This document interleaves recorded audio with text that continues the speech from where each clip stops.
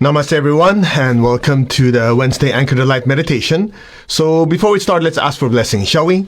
To the Divine Supreme God, Divine Father, Mother, to all the spiritual elders, holy masters, saints, archangels, holy angels, spiritual helpers, personally to my beloved teacher, Grandmaster Chokok Sri Mahaguji Mailing, we thank you for divine light, love, guidance, help, wisdom, and divine protection. We thank you in full faith, and so it is. All right, so here we are. Another session, and I was thinking, what should we talk about? So, I don't know about you guys, but I like pictures. I know a lot of you read, and I like reading. I like comic books. Comic books. Yeah. and this is a comic book on Chinese proverbs. And, it's nice, you can read, but if you got pictures, especially looks like cartoons, perfect. I'm not as smart as you guys, so I like pictures. Anyway, so I'll say it in Chinese first for the ones who speak Chinese. 路遥知马力，日久见人心. I sound intelligent, don't I? Say mine. Okay. Anyway, what it's saying is, a long road tests a horse's strength. A long task proves a person's heart. So there's this story of this dude who's gone to the capital for doing business. And he's riding his horse, and his brother says, hey, I'm going there too. Let's ride together. So it's a long road, and when they got there, or halfway there, or somewhere 3/4, the brother's horse was getting tired. And so the older brother says, hey, come ride with me instead, and we'll just pull the horse with us and put all your stuff on my horse. And so the younger brother says, it's true that a long road tests a horse's strength, and a long task proves a person's heart. So you go, oh, what the heck is that story? Anyway, we can make a spiritual lesson out of anything. And I was meditating on it. Well, that's exercise earlier. And I thought about it. There's so many things that we want to accomplish in life. And oftentimes, the body, the emotions, the thoughts, especially the body, have a tendency to get tired and or give up, right? And so I was meditating on it, go, all right, first of all, be smart, keep your horse strong. And one of the reasons that I thought it was interesting is because oftentimes we don't see the emotions, thought, especially the body. We don't look at it as a vehicle. We look at the horse, we look at the body as the eye. When in reality, your body is like your horse, your vehicle, your car, your plane, your whatever things that you utilize to get to your destination. And I see a lot of people who have this misconception that, I'm only interested in the higher life, the spiritual life, the physical life right now is just a transitional period, whatever. That's what I say, whatever. You can give whatever cockamamie excuse you want, but you cannot get to your destination if your horse breaks down or your horse gets tired and decides to take a nap. Right? That's why one of the things that I've noticed that some of the people that come to watch our videos and go to our events, the ones who think that way, they go away, which is good. I like that.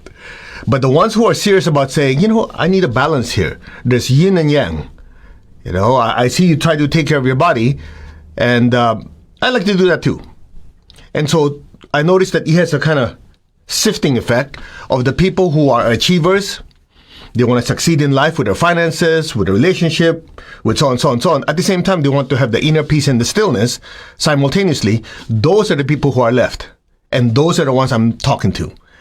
Because one of the things my teacher always told me is like, if you don't take care of the vehicle, how are you going to get to your destination?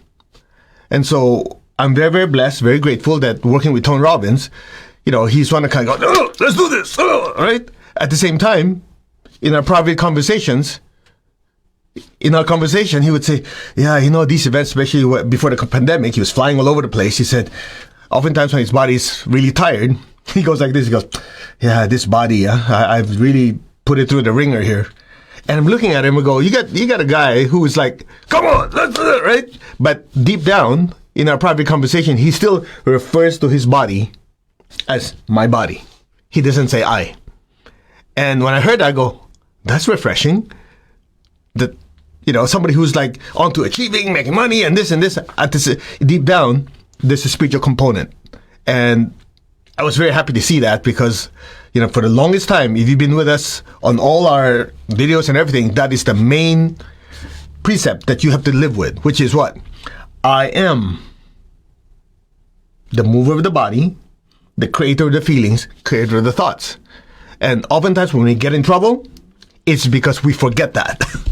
It's when we let the body lead, when we let the emotions lead, when we have the thoughts lead our life.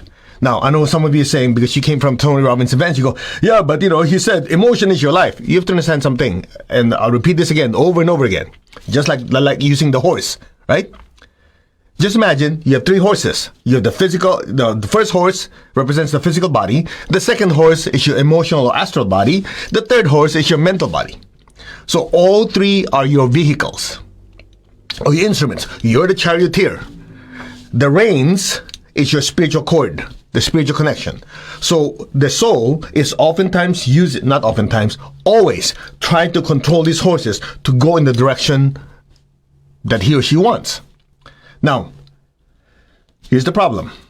If you don't first train the horses, it's kind of hard to go on autopilot. You're still guiding it, but if the horses are trained, you just go, it goes in the right direction. But if the horses are not trained, you go, okay, do whatever you like. One goes this way, one goes that, one goes that way. So what Tony is saying, if you go to UPW, which, by the way, next week is one, if you haven't signed up, I think we're going to have over 40,000 connections. Now, each of those have 2-3 people in it, so you're easy. My guesstimate is probably over 100,000 people going to do the meditation next week. Yeah. All right, anyway. So when he says your emotions, you have to realize before you get to that part, he already guided you in certain exercises to what? To slap your emotional body around to put it in its place. You get the idea? It's just like you have your horse lead, but your horse has to be trained. If you grab a wild horse and go, okay, let's try it, you're going to fall off the horse. That's the mistake most people make. You go, oh yeah, I'll let my body guide. Yeah, good luck with that. What does your body want? It wants food, it wants sex, it wants sleep, it wants everything that's pleasurable. Okay, try having your body have whatever it wants for the next 2-3 weeks. You have lots of fun, and your life will come crashing down. Sounds familiar? That's why we always say, people do fasting.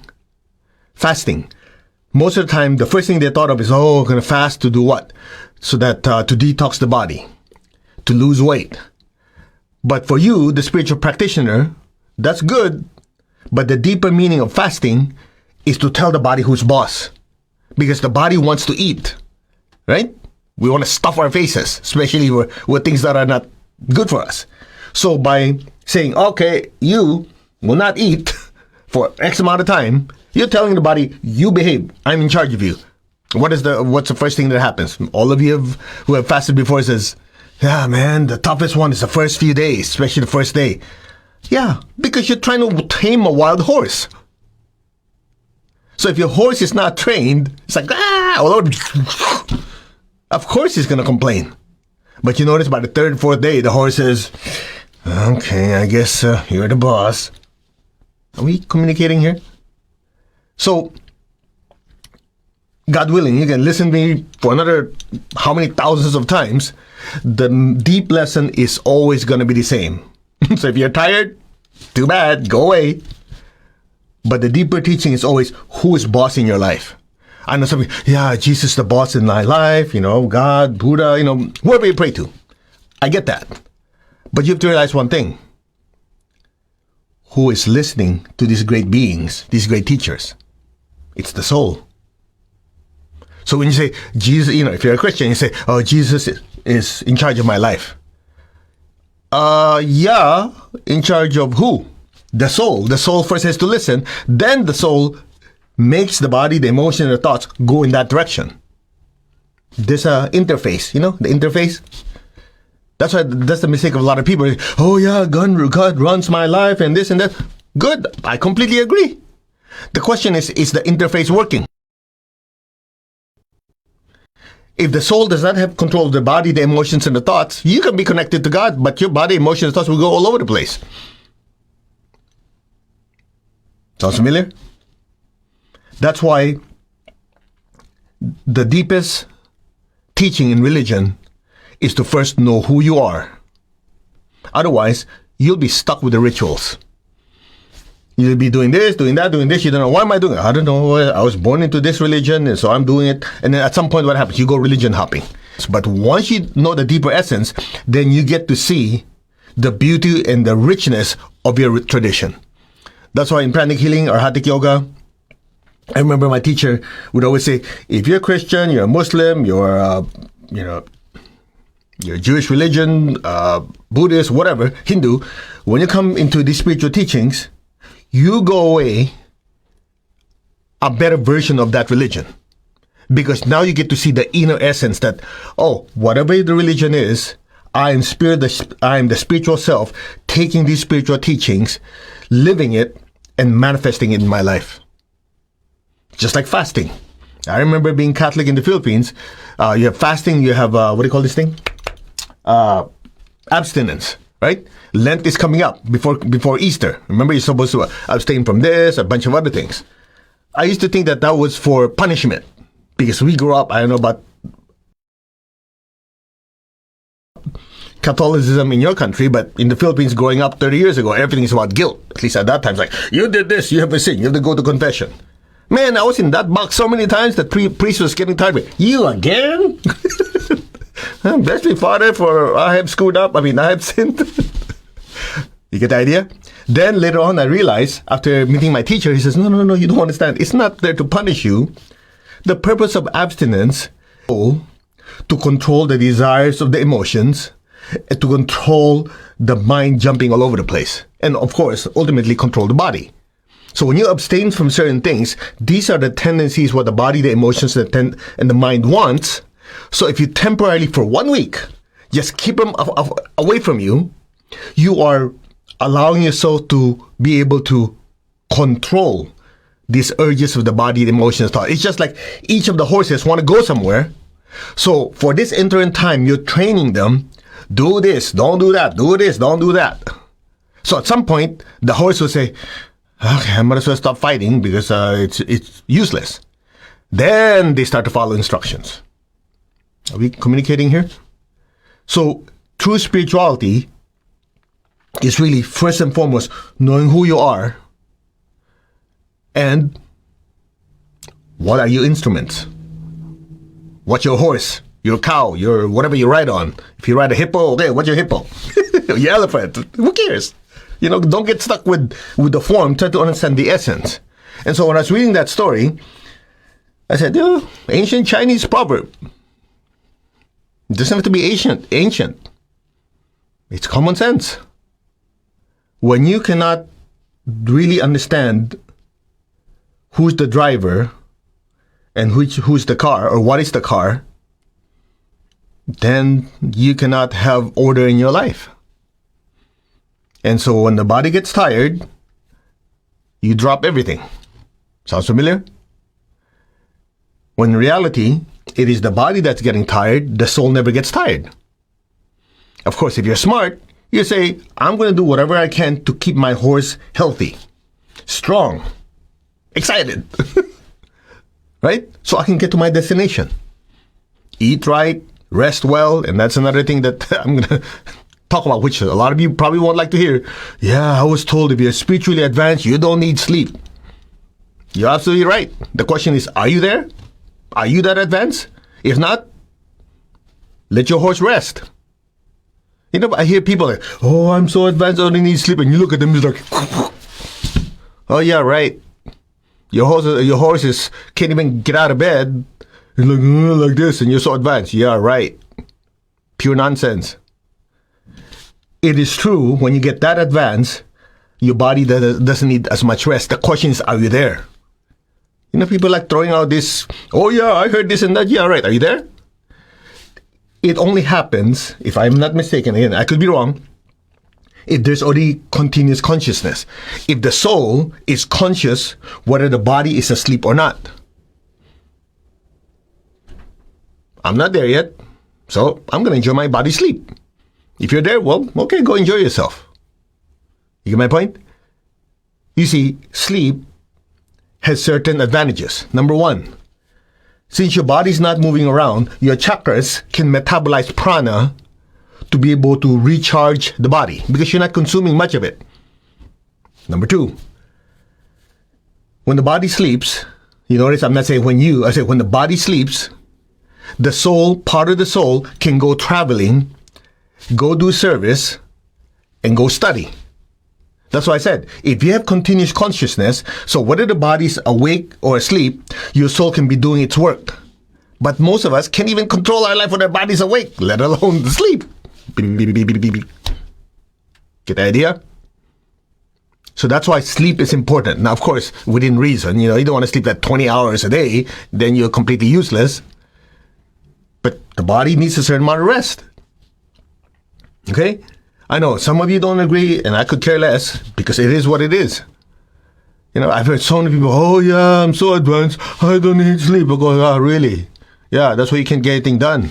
Your horse, you're abusing it. Get the idea? Rest is important for the body. It's just like if you're going to go from here to there, make sure your horse has adequate nutrition, your horse has adequate rest, and lots of loving care. Clear? So, simple as that. The teaching is not very complicated. In fact, I don't like complicated teachings because I'm not as smart as you guys. I like it simple, direct to the point. And the interesting thing is, the most important lesson anyone must learn first is actually the simplest one. You don't need a PhD. It's not rocket science. You just need to know who the heck you are. I am the spiritual self wearing a human suit to allow me to move in the physical world, wearing an emotional suit to allow me to travel in the emotional world, and allow a mental suit to be able to create thoughts and ideas and can share it with them. You start from there and work your way out. You don't get that, the rest don't matter. Because in the end, you will circle back. Who am I? You go, oh, I should have done that 20 years ago. Exactly the point. But once you start there, then you start training your horses. That's it. Let's meditate. To the Divine Supreme God, Divine Father, Mother, to all the spiritual elders, holy masters, saints, archangels, holy angels, and spiritual helpers. Personally, to my teacher, Master Tsokok Sui Mahagu Jamei, thank you all for divine light, divine love. Thank you for opening our hearts, our minds, our souls to divine blessings. Thank you for blessing us with a loving heart, an intelligent mind, and a powerful will. And guidance and protection. Amen. Om. Amin. And so it is. Tap your heart with your left hand. Tap your crown with your right hand. Put your hand like this. Say, our hearts are one. Our souls are one. There's only oneness. Be aware of your heart. Be aware of your hands. Project love to your family. To your relatives, your friends, just flood them with light. Flood them with love. And let that love spread throughout the entire earth. Lord, make me an instrument of your peace. Wherever there's hatred, anywhere, within me, outside of me, let me sow unconditional love. Where there's injury, let me sow pardon and forgiveness. Lord, teach me to forgive myself, and especially to forgive others. We are all children of God. Children means we're still growing and evolving, and we're going to make mistakes. Give me the heart to forgive and let go. Where there's doubt, let me sow faith. Where there's despair, let me sow hope. In this time, many people are suffering in many areas of their life. Their finances, their health, their relationships, even their spirituality. May all of them be blessed with a new hope and faith and a better tomorrow. So be it. So be it.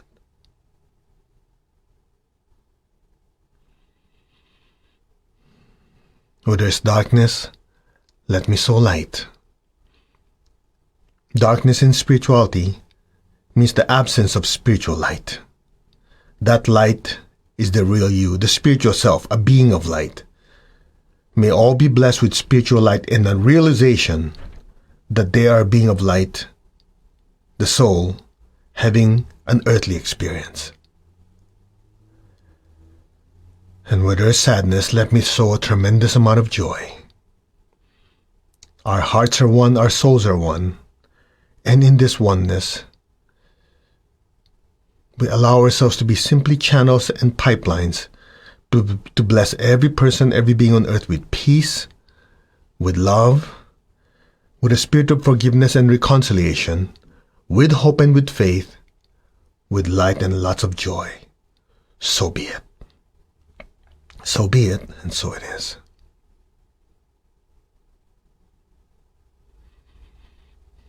Just be still. Now be aware of your heart. Take a deep breath. Be aware of your crown. Exhale. And stay there. Your crown is highly activated, filled with so much golden light. Let that golden light just flow down through your hands and bless your family with it. Your friends, your relatives, the people you work with. Let it spread to the city, the state, the country, the surrounding areas. Let it fill the entire earth. From the heart of God, through my soul, through my entire being, may every person, every being on earth be blessed with love and kindness. Let all be blessed with great joy and happiness, with understanding, harmony, and divine peace. May all be blessed without exception. So be it. May all be blessed. Just allow the golden light to just keep pouring through us, blessing every person, every being, now.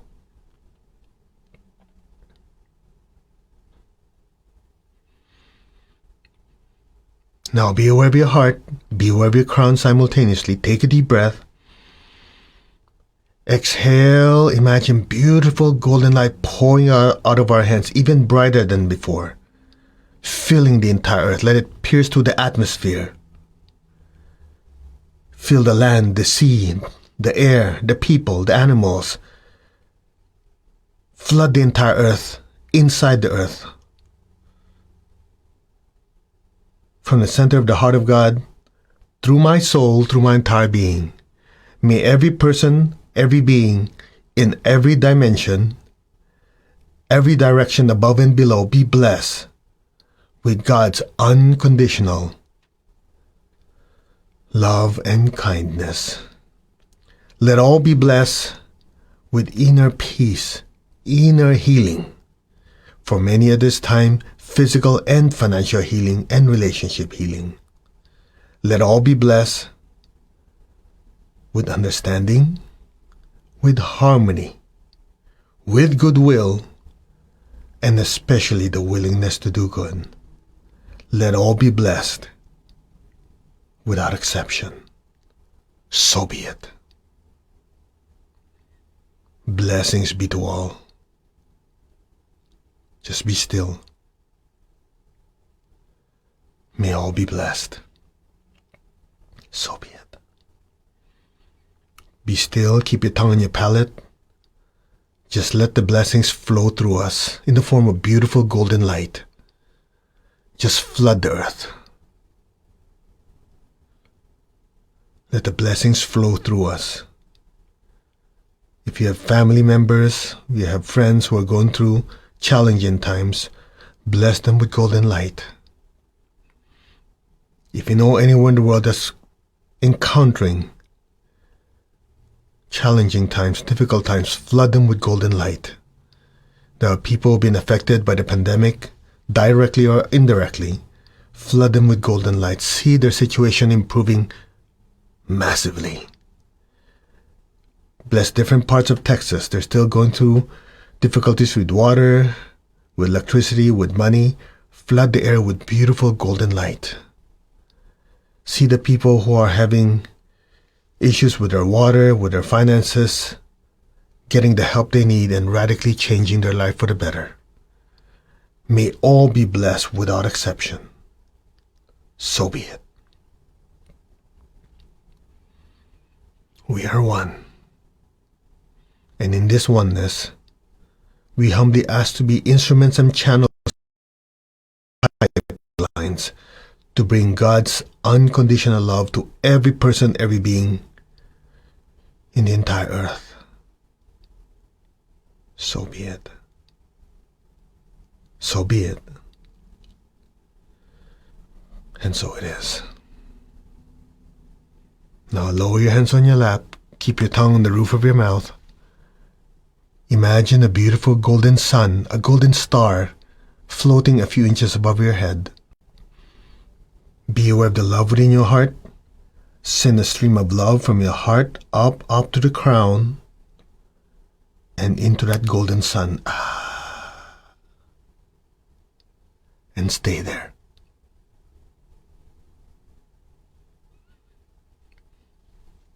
Your entire being is now inside that beautiful golden sun. Be still.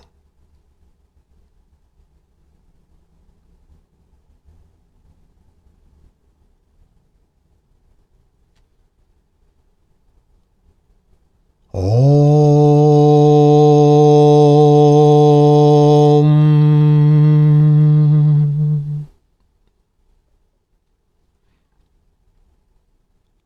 Allow your awareness to just drift deeper and deeper into that beautiful golden light.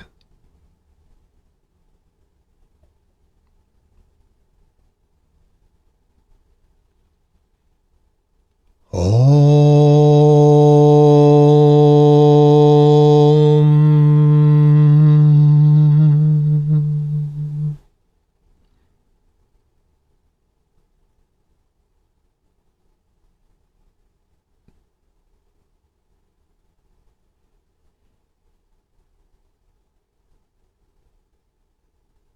Your entire awareness, your consciousness is literally immersed in an ocean of brilliant light.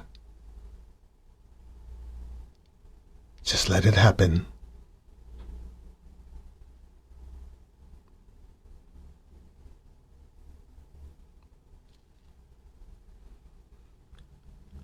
Om.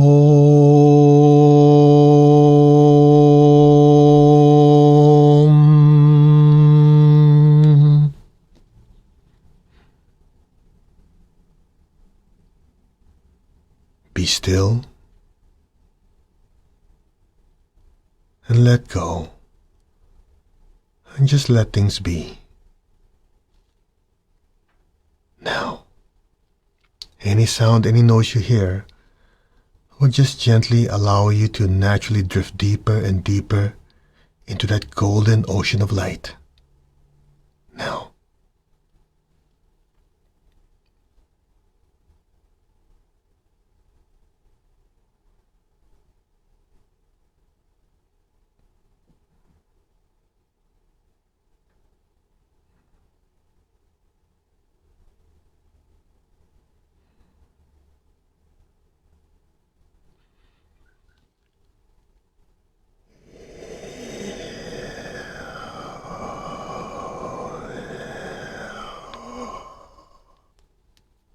let go.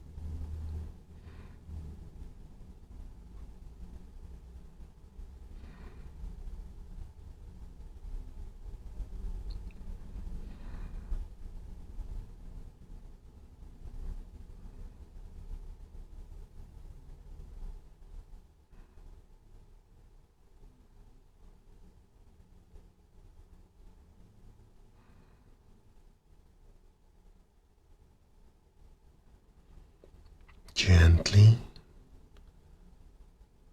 very, very slowly, come back to your body.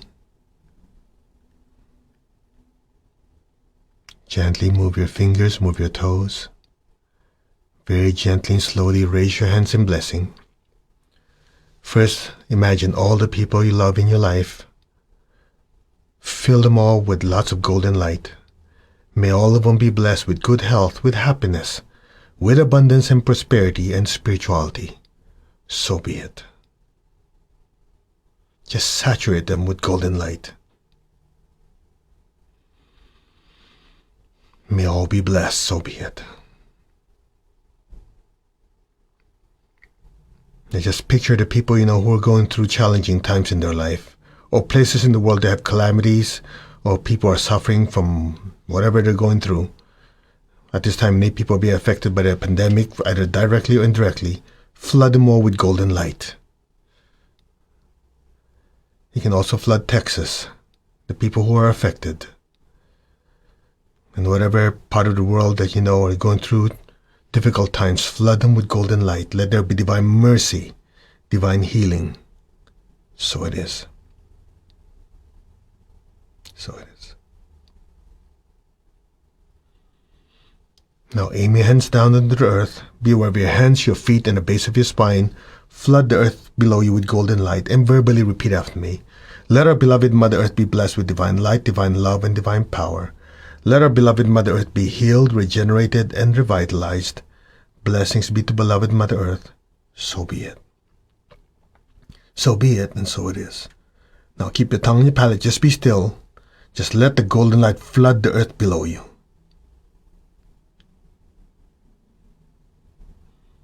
So it is. Let's give thanks to the Divine Supreme God, Divine Father, Mother. Thank you to all the spiritual elders, holy masters, saints, archangels, holy angels, and spiritual helpers. Personally, to my teacher, Master Chokok Sri Mahaguji Mayang, thank you. In full faith, so be it. Okay, I hope you guys are good. The meditation is short, but, pretty intense. We added some extra juice, special sauce.